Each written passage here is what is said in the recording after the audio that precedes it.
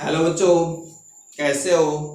आशा करते हैं आप लोग बहुत अच्छे होंगे और बहुत मस्त और ज़बरदस्त होंगे। आपकी पढ़ाई भी बहुत अच्छी चल रही होगी।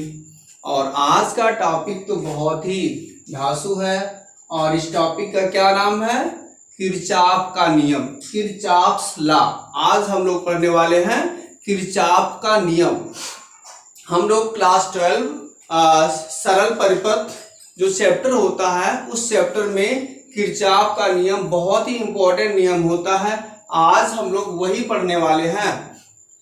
परीक्षा, किसी वर्ष की परीक्षा में कोई पेपर फिजिक्स का ऐसा हो ही नहीं सकता है जो किरचॉफ के नियम से मतलब अछूता रह जाए या जिसमें किरचॉफ का नियम आए न। तो इस तरह से किरचॉफ का नियम बहुत ही इंपॉर्टेंट होता है। तो आज हम लोग किरचॉफ का नियम ही पढ़ने वाले हैं। चलिए पहले किरचॉफ का नियम आया क्यों इसके बारे में थोड़ा सा बता देते हैं।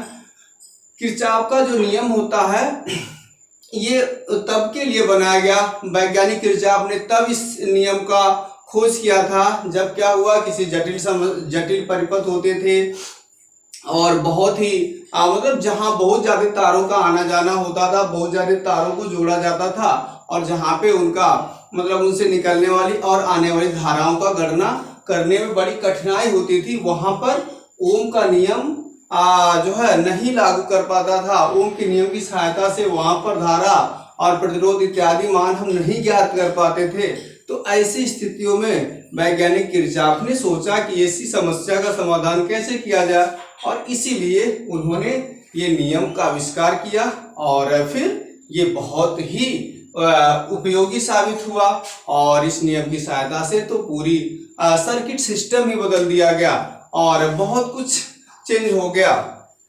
तो चलते हैं हम पहला क्या है, किरचॉफ का प्रथम नियम या धारा का नियम। ठीक है, इसका दूसरा नाम होता है या इसे संधि का नियम भी कहते हैं। इसे आप कह सकते हैं संधि का नियम।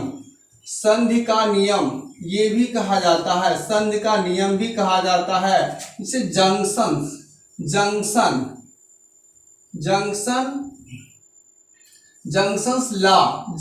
लॉ भी कहा जाता है। तो इस तरह से ये किरचॉफ के पहले नियम के इतने सारे नाम हैं, धारा का नियम, संधि का नियम या किरचॉफ का प्रथम नियम। तब आप किरचॉफ का प्रथम नियम यही चलते हैं सीखने। किरचॉफ ने अपना प्रथम नियम में क्या बताया था, क्या खोजा था। तो देखिए किरचॉफ का पहला नियम क्या है, मैं इसकी परिभाषा बताने चल रहा हूं। किरचॉफ का प्रथम नियम, किसी संधि में आने वाली समस्त धाराओं का और संधि से जाने वाली समस्त धाराओं का बीजगणितीय योग शून्य होता है। क्या किरचॉफ ने बताया था? किसी भी संधि में आने वाली समस्त धाराओं का बीजगणितीय योग और संधि से जाने वाली समस्त धाराओं के मान का बीजगणितीय योग हमेशा शून्य होता है। तो इससे आपको समझ में क्या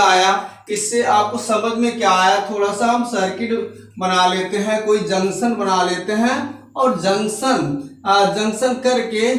जंक्शन करके हम उसका डायग्राम कर लेते हैं। मान लीजिए यहाँ पे धारा ये आ रही है और ये धारा जा रही है और मान लीजिए यहाँ से भी धारा आ रही है, यहाँ से भी धारा आ ही रही है और यहाँ से धारा जा रही है। मतलब ये I1, इसे I1 मान लेते हैं, ये I2 है, ये I3 है, ये I4 है और ये I5 है। 5 धारा है इसमें। इस जंक्शन में हो क्या रहा है, कुछ तार ऐसे हैं जिसमें से धारा आ रही है खुद और कुछ तार ऐसे लगे हुए हैं जिनसे धारा दूसरे सर्किट में दूसरी जगहों पे जा रही है। जैसे आप देख रहे हैं ये इससे धारा आ रही है, इससे भी धारा आ रही है, इससे भी धारा आ रही है, लेकिन इससे धारा बाहर जा रही है और इससे भी धारा बाहर जा रही है। तो इस तरह से ये सर्किट है। तो यहाँ पर देखने को बहुत सारे तार जुड़ गए। इसी तरह से और भी जंक्शन बनाए जाते हैं जहाँ पे बहुत ही ज्यादा तारों को जोड़ा जाता, आना जाना सर्किट का धारा का होता। तो ऐसी स्थितियों में किरचॉफ का नियम लागू होता। क्या किसी संधि पर मिलने वाली, ऐसे भी कह सकते हैं, किसी संधि पर मिलने वाली समस्त धाराओं का बीजगणितीय योग शून्य होता है। या दूसरे शब्दों में कह सकते हैं, किसी संधि में आने वाली समस्त धाराओं का बीजगणितीय योग और जाने वाली समस्त धाराओं का बीजगणितीय योग हमेशा शून्य होता है। ठीक, और ये होता है। तो क्या हो गया, फिर से देख लें। एक चीज और आपको जानना होगा, बीजगणितीय योग का मतलब ये होता है, बीजगणितीय योग का मतलब ये, बीजगणित ये सिखाता है, यहाँ से हमें ये जानकारी मिलती है कि जो धनात्मक का कार्य करेगा, बढ़ाने का कार्य करेगा, उसे हम पॉजिटिव मानेंगे, और जो घटाने का कार्य करेगा उसे हम निगेटिव मानेंगे। इसी आधार पे, क्या इसी आधार पे, जैसे देखिए इस सर्किट में ये क्या कर रही है, आ रही है, I1 क्या कर रहा, आ रहा I1 धारा आ रही है, तो फिर ये प्लस बढ़ाने का काम कर रही है। I3 भी आ रही है, ये भी बढ़ाने का काम कर रही है, और I4 भी आने का काम कर रही है, इसलिए ये भी बढ़ाने का काम कर रही है।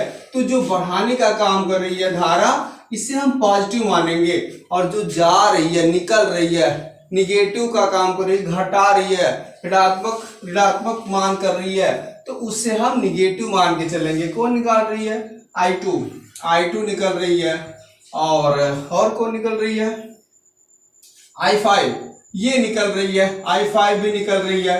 तो ये दोनों क्या होंगे, इन दोनों को हम क्या कहेंगे, इन दोनों को हम क्या कहेंगे, क्योंकि ये निकल रही हैं दोनों धाराएं, इसलिए इन्हें निगेटिव माना जाएगा।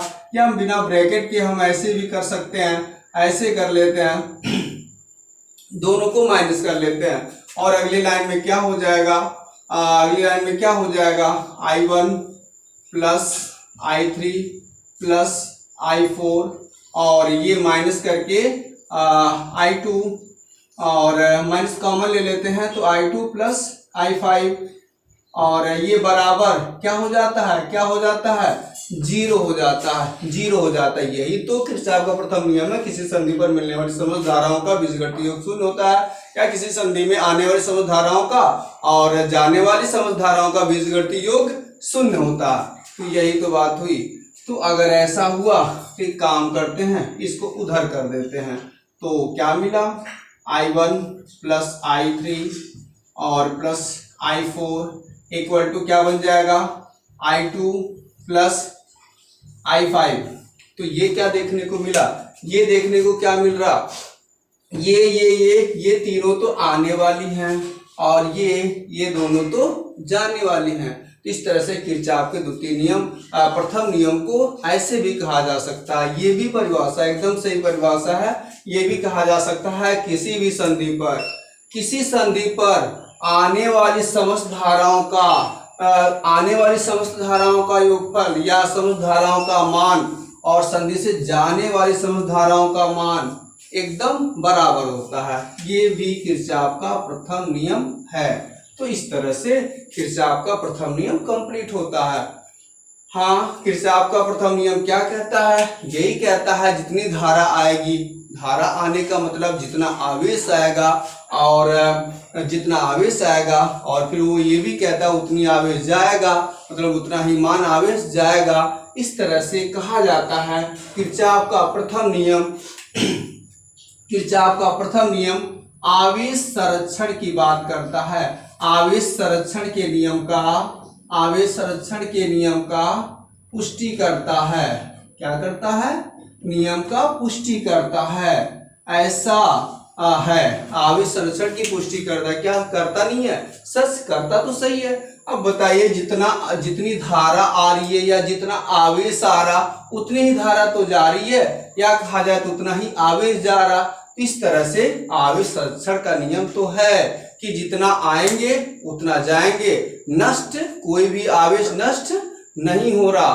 तो यही तो आवेश संरक्षण का नियम हुआ। इस तरह से कह सकते हैं कि किरचॉफ का प्रथम नियम आवेश संरक्षण के नियम की पुष्टि करता है, और ये किरचॉफ का प्रथम नियम हो गया। तो किरचॉफ का द्वितीय नियम की तरफ चलते हैं।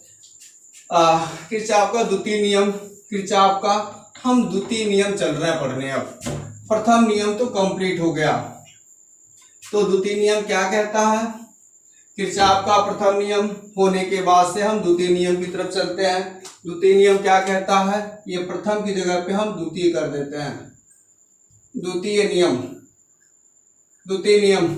अब द्वितीय नियम को बंद पास का नियम भी कहते हैं, बंद पास का नियम कहते हैं, बंद पास का नियम भी कहते हैं, बंद पास का नियम भी कहा जाता है, इसे बंद पास का नियम भी कहते हैं। ठीक, इसे हम क्या कहते हैं, लूप का नियम भी कहते हैं, लूप का नियम भी कहते हैं। और लूप के नियम के साथ साथ वोल्टता का नियम, वोल्टता का नियम भी कह सकते हैं, वोल्टता का नियम भी कह सकते हैं। ऐसा कुछ इतनी सारी बातें इनके नियम को कहा जा सकता है। तो पहले तो यही जानना जरूरी है कि किरचॉफ के द्वितीय नियम को कौन कौन सा नियम कहा जाता है। और जब कहते हैं ना, जब हम उनके नाम के बारे में समझ जाएंगे तो फिर उसकी विधि और उसके निर्माण को तभी समझ पाएंगे। इसलिए द्वितीय नियम या बंद पास का नियम मतलब ये नियम बंद पास कोई बंद सर्किट पे लागू होता है।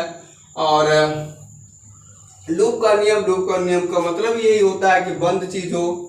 और वोल्टता का नियम, तो ये वोल्टता के नियम पे आधारित होता है, इसलिए किरचॉफ के द्वितीय नियम को वोल्टता का नियम कहा जाता है।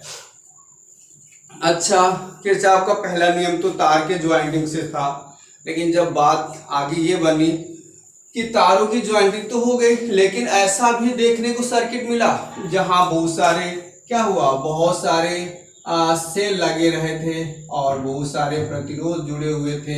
ऐसा भी देखने को मिलने लगा कि बहुत सारे सेल जोड़े जा रहे हैं और साथ साथ में प्रतिरोध जुड़े हुए हैं। और ऐसा भी सर्किट देखने को मिला जहाँ पे सेल जुड़ा हुआ है, कई सेल जुड़े हुए हैं और कई प्रतिरोध जुड़े हुए हैं। तो इस तरह से देखने को क्या मिला कि भाई कई सेल जोड़े जाएंगे, कई सेल जुड़े होंगे। जब कई सेल जुड़े होंगे तो अलग अलग धाराएं भी उनकी बहेगी। भाई धारा का भी मान उनके अलग अलग होगा, सेल है तो उनमें धारा तो अलग अलग आएगी ही आएगी, धाराओं के मान अलग अलग होंगे ही होंगे। तो ऐसा कुछ देखने को मिला, ऐसा कुछ देखने को मिला। तो इस तरह से क्या हुआ कि बहुत सारी धाराएं निकल रही हैं, तो धारा प्रतिरोध ऐसा कुछ देखने को मिला। तो इस तरह से क्या हुआ कि ऐसे परिपथों में धारा का मान निकालना कठिन हो गया और बहुत ही ज्यादा परेशानी इसमें महसूस किया गया। तो इसके लिए वैज्ञानिक किरचॉफ ने अपना दूसरा नियम लेके आए और उन्होंने दूसरा नियम लाया, लेकिन एक शर्त रखा कि ये दूसरा नियम तभी लागू होगा जब कोई बंद पास होगा, बंद सर्किट हो जाएगा, धारा का जो फ्लो होगा वो बंद हो गया रहेगा, फ्लो बंद हो गया रहेगा। तो ऐसी स्थिति अगर रहेगी, ऐसी स्थिति अगर मान लीजिए रहेगी, तभी ऐसा हो सकता है, तभी ऐसा हो सकता है कि धारा का मतलब ये हम धारा का मान ज्ञात कर पाएंगे। तो इसके लिए किरचॉफ ने द्वितीय नियम में बंद पास मतलब बंद सर्किट की बात किया। और उन्होंने अपने प्रयोगों द्वारा क्या पाया, उन्होंने अपने प्रयोगों के द्वारा बस यही पाया, क्या, किसी बंद पास में, उन्होंने बोला किसी भी बंद पास में, एनीबॉडी, कोई भी कहीं का भी हो, किसी बंद पास में प्रवाहित धारा और उनके संगत प्रतिरोधों का गुणनफल, प्रवाहित धारा और उनके संगत प्रतिरोधों का गुणनफल उसमें लगे सेलों के विद्युत वाहक बलों के बीजगणितीय योग आपस में बराबर होते हैं। क्या, किसी बंद पास में लगे प्रतिरोध प्रवाहित धारा और उनके संगत प्रतिरोधों के गुणनफल का बीजगणितीय योग और उसमें लगे सेलों के विद्युत वाहक बलों का बीजगणितीय योग हमेशा क्या होता है, बराबर होता है। यही किरचॉफ का द्वितीय नियम है। क्या द्वितीय नियम कहता है कि sigma I R equal to sigma E, बस यही है। अगर ये सूत्र हम समझ रहे हैं, हमें पता है, तो परिभाषा हम खुद भी बना लेंगे। किसी बंद परिपथ में प्रवाहित धारा और संगत प्रतिरोधों के गुणनफलों का बीजगणितीय योग उसमें स्थित उस बंद पास में स्थित सेलों के विद्युत वाहक बलों के बीजगणितीय योग के बराबर होता है। तो इस तरह से ये बात इन्होंने पाया। इन्होंने क्या पाया? इन्होंने पाया कि विद्युत वाहक बलों का बीजगणितीय योग वहां पे धारा और प्रतिरोधों के बीजगणितीय योग के बराबर होता है। अच्छा, आप ये तो जानते होंगे धारा और प्रतिरोध को हम क्या बोलते हैं? वोल्ट भी बोलते हैं ओम के नियम से। तो इस तरह से आया क्या? सिग्मा ई बराबर हम कह सकते हैं सिग्मा वी, ऐसा भी कह सकते हैं। इसलिए द्वितीय नियम को वोल्टता का नियम भी कहा जाता है। और इस तरह से दूसरे नियम की परिभाषा क्या बन गई? दूसरे नियम की परिभाषा आप ये भी कह सकते हैं, किसी बंद पास के संगत विभवांतर या वोल्टताओं का बीजगणितीय योग उनके विद्युत वाहक बलों के बीजगणितीय योग के बराबर होता है। किसी बंद पास में उसके संगत वोल्टताओं का बीजगणितीय योग उनके समस्त सेलों के विद्युत वाहक बलों के बीजगणितीय योग के बराबर होता है। और इस सिद्धांत के आधार पर किसी बंद पास में, किसी परिपथ में धारा का मान, प्रतिरोध का मान, सारा मान ज्ञात किया जा सकता है बड़ी आसानी से। तो इस तरह से आपने देखा, आज हम आपको किरचॉफ के दोनों नियम समझाए और किरचॉफ के दोनों नियम बहुत अच्छे से आप समझे। और अगर आप इस चीज को ध्यान से देखे होंगे और जो भी समस्या होती है थोड़ा सा फिर से देख लेते हैं, तो इस तरह से ये अगर आपको क्लियर समझ में आ गया तो बस किरचॉफ का नियम आज एकदम पक्का है। और बोर्ड परीक्षा में आपका 2 से 4 नंबर तो फिक्स भी हो गया है। तो आशा करते हैं कि वीडियोस अच्छे लगे होंगे, तो वीडियो को लाइक भी जरूर करें और चैनल को सब्सक्राइब करना न भूलें, जिससे आप तक जो आने वाले वीडियोस हैं पहुंचेंगे और ये वीडियोस आपकी पढ़ाई